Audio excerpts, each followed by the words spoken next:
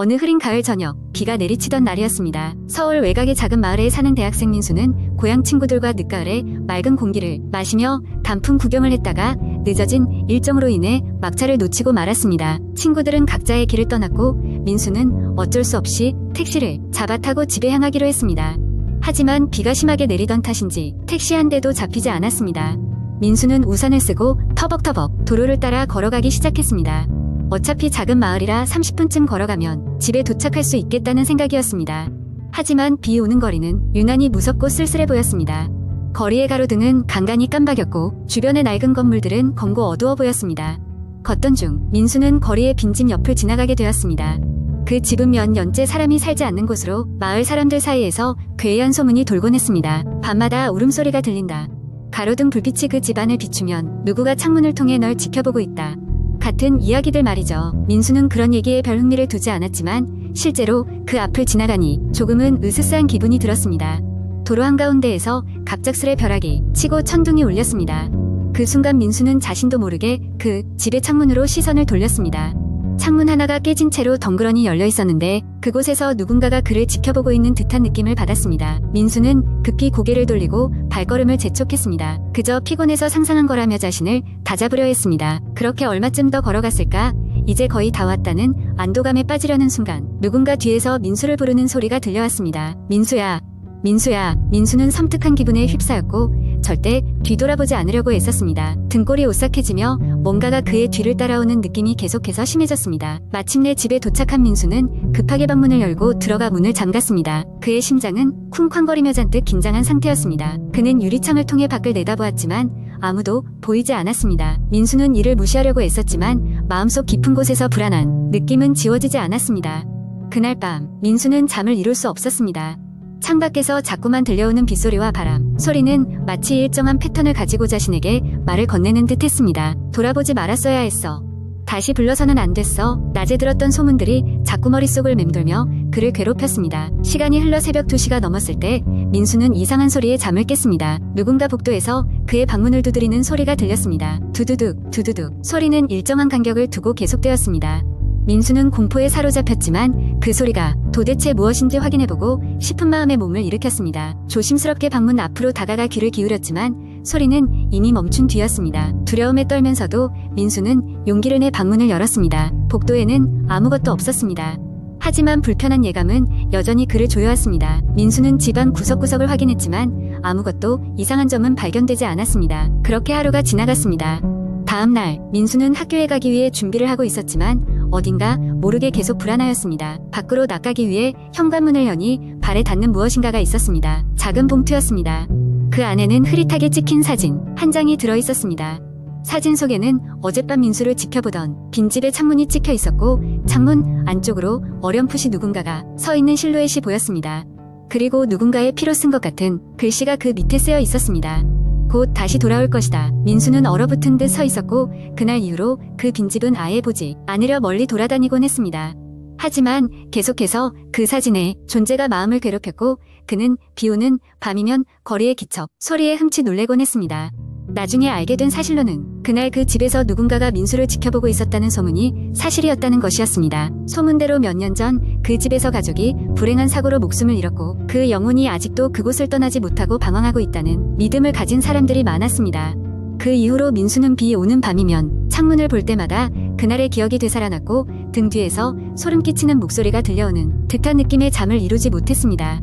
그 목소리는 아직도 그를 계속해서 부르고 있는 것만 같았습니다.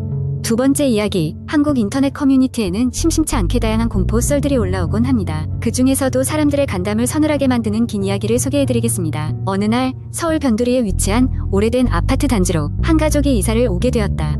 이들은 이곳에 거주했던 사람이 급히 다른 지역으로 이사를 나가는 바람에 비교적 저렴한 가격의 아파트를 얻게 되었다. 아파트는 오래되었지만 크게 손댈 곳이 없을 정도로 깨끗했고 구조 또한 잘 되어 있었다. 가족은 첫날 밤이라 이사 정리가 덜 되었지만 피곤함에 지쳐 잠자리에 들었다.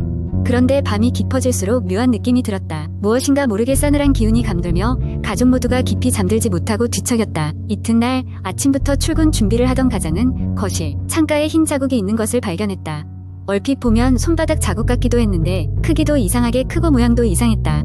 가족들은 이사를 하던 날에 손에 흙이 묻어서 그랬나 보지 하고 대수롭지 않게 넘겼다. 하지만 그날 밤 이상한 일은 계속되었다. 지탱할 수 없는 소음이 들리기 시작한 것이다. 벽 너머로 희미하게 들리는 듯했던 소리가 점점 더 선명하게 들려왔다.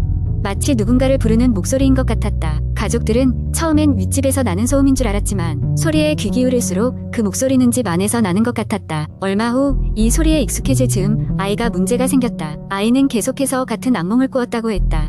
꿈에서 낯선 남성이 창문 밖에서 자신을 가리키며 무언가 말하는데 그 말소리가 너무도 선명했다고 했다. 그 남성은 평소 보지도 못한 낡은 옷차림을 하고 있었고 무엇보다 날카로운 시선이 너무 무서웠다고 했다. 부모는 처음에는 TV에서 본 것을 꿈에서 재현한 것이라고 생각했지만 며칠 뒤 아이가 말했다. 그 사람이 계속 우리 집을 쳐다봐. 낮에도 그 말에 깜짝 놀란 부모는 아이가 가리킨 창문을 보았다. 그러나 아무것도 없었다.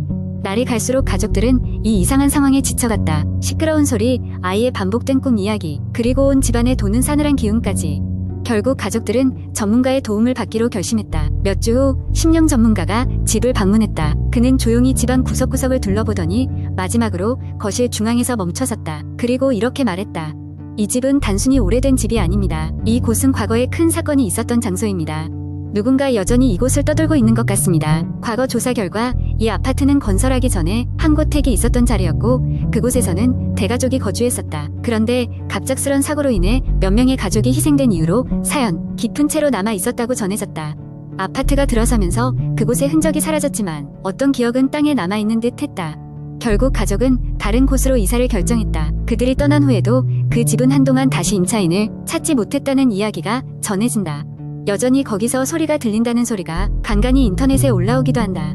이 썰은 그저 누군가 만들어낸 이야기일 수 있지만 때때로 우리의 상상력은 가장 현실적인 공포가 될 수 있다는 것을 잊지 말아야 할 것이다. 현실과 가상, 그리고 과거의 기억이 얽힌 이 이야기 속에서 우리가 배울 수 있는 것은 공포는 어디든 존재할 수 있다는 것이다. 세 번째 이야기. 어느 깊은 가을밤 서울 근교의 작은 마을에 사는 수지는 늦은 시간까지 친구와 수다를 떨고 있었다. 시계는 자정을 넘기고 있었고 기온도 점점 떨어져 수지는 이제 집에 갈 시간이 되었다고 느꼈다. 친구의 집에서 나와 조용한 골목길을 걸으며 그녀는 차가운 밤 공기를 들이마셨다. 수지는 마을 외곽에 위치한 자신의 집으로 가기 위해 지름길을 선택했다. 그 길은 평소 사람들이 잘 다니지 않는 오솔길이었지만 그녀는 이미 수없이 다녀온 길이기에 익숙했다. 그러나 그날 밤은 무언가 다르게 느껴졌다. 오솔길 주변에 있던 나무들이 마치 무언가로 가득 차 있는 것처럼 속삭이며 흔들렸고 발밑에서 나는 낙엽 밟는 소리는 유난히 크게 들렸다. 가로등마저 보이지 않는 어둠 속에서 수지는 빠르게 걸었다. 그때 뒤에서 부스럭거리는 소리가 들렸다. 무언가가 그녀를 따라오는 것 같았다. 고개를 돌려봤지만 어둠 외에는 아무것도 보이지 않았다. 순간적으로 소름이 돋았으나 수지는 애써 대수롭지 않게 여기려 했다. 그러나 발소리가 그녀의 발걸음 속도에 맞춰 점점 빨라지고 있었다. 공포가 밀려온 수지는 걸음을 멈추고 뒤를 돌아봤다. 이번에는 분명히 보였다. 희미하게 보이는 하얀 실루엣이 어둠 속에서 꿈틀거리고 있었다. 심장이 터질 듯이 쿵쾅거렸고 수지는 다시 발걸음을 옮겼다. 아니, 거의 뛰는 듯한 속도로 걷기 시작했다. 흰 실루엣도 그 속도에 맞춰 더 빨리 따라왔다. 공포에 질려 주변을 살피던 수지는 앞쪽에 어슴풀에 떠오르는 가로등 불빛을 발견했다. 그 순간 실오라기만큼 가는 희망이 그녀에게 생겼다. 그 가로등만 넘으면 마을로 이어지는 큰 길이 나오기 때문이다. 수지는 온 힘을 다해 뛰기 시작했다. 드디어 가로등 근처에 도착했을 때 수지는 헐떡이며 숨을 고르려 멈춰섰다. 그리고 뒤를 돌아보다가 피가 얼어붙는 듯한 끔찍한 광경을 마주쳤다. 그 실루엣은 가로등 불빛 아래에서 마침내 모습을 드러냈다. 그것은 백발의 긴 머리에 낡고 누더기 같은 하얀 저고리를 입고 있는 젊은 여자의 모습이었다. 그러나 이상하게도 그녀의 발은 땅에 닿아 있지 않은 채 공중에 떠 있었다. 순식간에 등골이 서늘해지는 갑작스런 전율을 느낀 수지는 다시 도망치려 고개를 돌렸다. 그러나 여자의 얼굴을 보고 그 자리에 얼어붙고 말았다. 얼굴은 온통 검은 그림자에 가려져 있었고 두 눈은 사라진 듯 새까맣게 텅 비어 있었다. 수지는 몸이 움직이질 않았고 숨조차 쉴 수 없을 만큼 공포에 질려 있었다. 그 순간 여인은 소리 없이 움직여 수지의 곁으로 다가왔다.